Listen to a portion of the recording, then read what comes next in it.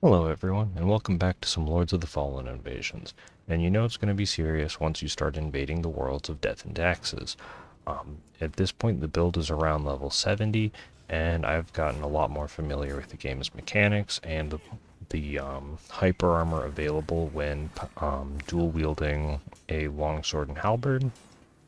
And I'm finally starting to be able to fight off groups of two dudes, because with the more contained areas and the lower the downscaled PvP damage compared to something like Elden Ring, it is definitely more challenging to fight two dudes in Lords of the Fallen, especially without PvE assistance, than in Elden Ring. Um, Especially also too because you have to break someone's posture in order to parry them. And this guy, funny enough, is also using the poison halberd, and Death has, I believe, the fully upgraded light reaper swords, if I'm recognizing that special attack correctly. But here, thankfully, I'm able to use the corner and a giant, massive amount of poison clouds in order to keep them their vision impaired, have them be slightly distracted, and be able to maneuver around and continue my attack strings and bleed out the host and also poison them. So yeah, things are looking up. I didn't say I think the build is around level 70, and yeah, and the new addition to focus on that I'm going to be focusing a lot on this particular video is Dervla's Crossbow. It is so silly. The amount of damage that it does is not crazy, but the amount of posture damage it does is absolutely ridiculous. And being able to triple shot an AoE like that is immensely useful for like chipping down wither damage as soon as the host goes into umbral. And this guy is just like hitting all of his lanterns. I can't remember if this is like the second time I invaded this particular host, but he is definitely mad at me, and he's going to continue to be mad at me after this invasion. Um, or Crimson Ritual, rather, if I'm being lore accurate. Um, but yeah, the amount of posture damage Dervla's crossbow does is absolutely ridiculous, and I love it.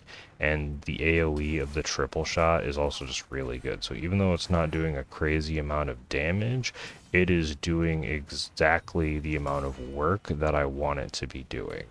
And it just is so silly to have a crossbow just shoot this much, and it's just so much fun. The talisman setup that I'm using is reduce, well, combination pendant ring setup is it's the reload on dodge pendant, the gain some healing over time on Sangranax use ring, and then the last one is reduce the ammo cost of crossbow bolts, so that way I can use stronger bolts more times.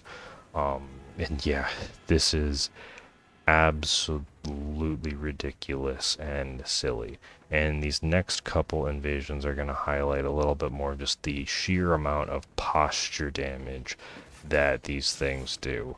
Um, yeah, gamer was AFK, but I'm just like, if I wave and there's no response, then fair game to attack. As you can see, their meter went from full to half, and then from all that now it's down to almost nothing. They do get the grievous strike on me, but thankfully I'm able to get out of it and heal up.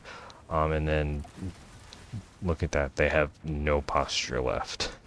And then just a quick kick and grievous strike, and they're in umbral now. So that went from not like I was confident because of the posture meter, but that went from not so amazing to I just hacked them to bits just because of how silly the posture change worked from hitting those three twisted bolts. And don't you worry, we're gonna keep showing more posture reduction with Dervla's crossbow, because it is it is just one of my favorite tools. Like, it doesn't do that much damage. It's not super crazy in it's not super crazy in 1v2s, but again, it's just so useful to just have that burst shot with the twisted bolts. As you can see now, this host has almost no posture left.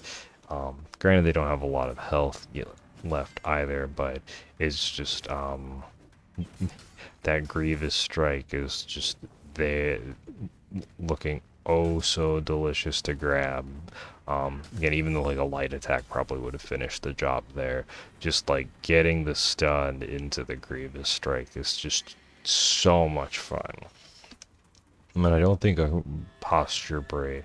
I think that a posture break happens in this one, but and as you can see, like with all of these ones, I am absolutely getting the feel for the game. I no longer feel like I'm just like it's not like I was ever struggling with the controls, but it was one of those ones where it's like I was still felt like I was very much learning versus now you can like it'll look different than Elden Ring obviously because it's a different game, but I think you can really start to see more of like the me playing kind of like Elden Ring, like coming through with the movement and strategy stuff versus just like the first video where I'm just like scraping together the mechanics and figuring out what's going on. Now it's like the positional awareness, when to aggress, when to back off, all of that is a lot more, it's a lot cleaner. And it feels really good to have, like, learned all of this stuff. And although I cut about 2 minutes of these guys' suffering out, you'll understand. These guys are in poison cloud hell. I don't know if I equipped the ring that also does the bleed build up with poison, but these guys are absolutely in poison cloud hell because poison clouds go through the floor. And I have a lot of vigor and stamina, so I have a ton of ammunition, so I can just keep absolutely hucking poison clouds up there to diminish their flasks. And there's nothing that they can do about it except come down and try to kill me. But these guys really like standing up on top of that ladder and waiting for the Scarlet Shadow meter to fill up, which isn't recommended. Like that is one, like, I saw a video explaining like how that the developers patched out a lot of the cheeses for the Red Reaper, and I can understand how that could be very frustrating, but from a PvP standpoint, sorry I stuttered because my cat decided to make an appearance in the video with hugs and snugs, but from a PvP standpoint, the Scarlet Reaper's like a time, like it's the timer. It prevents like the Elden Ring equivalent of two dudes just sitting at a grace not going anywhere with no enemies. It rewards you if you have gotten the host into Umbral. It puts a clock on them, and I really appreciate that. Not that the Scarlet Reaper is like, he's definitely beatable, and you can definitely kill an invader while the Reaper is around, or you can like go to a vestige or something. But I like that in the sense that he's not cheesable to reward an invader for like maxing out the dread. And there's a hit plunging attack. And yeah, as the host gets finished off, I want to say thank you all so much for watching. My cat very much appreciates you and all the attention that he's going to be getting. I hope you have an amazing day, and my cat's favorite game is definitely Bloodborne. And I hope to see you all in the next video. Have a great day. See ya!